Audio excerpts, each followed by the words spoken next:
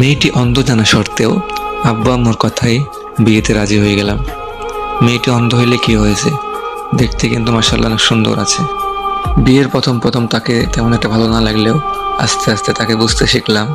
আস্তে আস্তে তার কষ্টগুলা, তার আবেগগুলা সব কিছুই যখন নিজের সাথে কম্পেয়ার করতে লাগলাম, যে সে একটা অন্ধ মানুষ, সে কত কষ্ট করে চলাফেরা করে, তার কত কষ্ট তার মনে, সে দুনিয়ার আলোটা দেখতে পায় না, তাদের কত কষ্ট, এগুলা ভাবার পরে তারপরে আস্তে আস্তে মায়াতে আটকে গেলাম।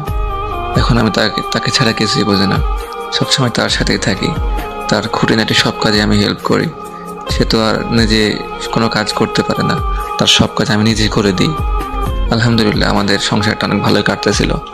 হঠাৎ একদিন রাত্রে প্রায় 1:30 বাজে এমতো সময় আমি ঘুমের ঘরে আছি, হঠাৎ কার যেন কান্নার আওয়াজ পাইতেছি। ফুফাই অনেক কান্না করতেছে।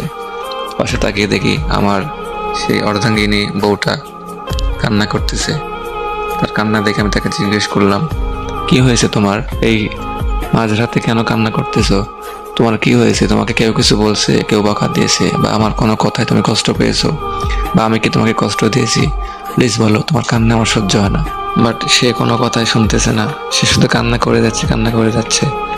কান্না করতে করতে এক সময় সে আমার বুকের উপর পড়ে গেল, আমার বুকের উপর মাথা দিয়ে যাচ্ছে। আমাকে একটা কথাই বলছে, ইস, আমি যদি তোমাকে একটা নজর দেখতে পারতাম, এই দুনিয়ার আলোটা আমি জাস্ট যদি একটা নজর দেখতে পারতাম, আমার আর কিচ্ছুই চাওয়ার থাকতো না।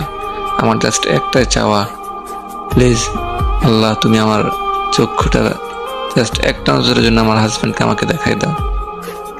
এটা বলে সে আবারও কান্নায় ভেঙে পড়লো। তার কান্না থেকে আমি আর ঠিক থাকতে পারলাম না, শুধু ভাবতেছি আমি একটা ব্যর্থ হাজব্যান্ড, আমি আমার বউয়ের জন্য কিছুই করতে পারতেছি না। সে এমন একটা জিনিস চাইছে, আমি চাইলেও সেটা পূরণ করতে পারতেছি না। আমি এখন কি করব? এটা ভাবতে ভাবতে আমার মাথা অনেক ব্যথা করা শুরু করছে। রাত্রে ঘুম হয় না, সারাদিন অফিসে যাওয়ার পরেও অফিসের কাজ ঠিক মতো করতে পারি না। শুধু তার এই কথাটাই মাথার মধ্যে ঘুরে, বুকের বাম পাশটা অনেক ব্যথা করে তার এই কথাটা মনে পড়লেই। হঠাৎ একদিন মাথায় আসলো যে আমি আজ হসপিটালে যাই, যে দেখি কি করতে পারি। যে হসপিটালে গেলাম, হসপিটালে গিয়ে চেক আপ করলাম। তার চেক আপ করে জানতে পারলাম তাকে যদি অন্য কোনো মানুষের চক্ষু দান করা হয়, তাহলে সে দুনিয়ার আলো দেখতে পাবে এবং তার মনের ইচ্ছা পূরণ হবে। তো এটা জানার পরে আরো বেশি চিন্তায় পড়ে গেলাম যে এখন চক্ষু কই পাবো, আর চক্ষু তো কিনতেও পাওয়া যাবে না। কিনতে পাইলেও তো আমার এত সামর্থ্য নাই যে আমি তাকে চক্ষু কিনে তাকে আমি দুনিয়ার আলো দেখাবো, আমার তো সেই সামর্থ্য নাই।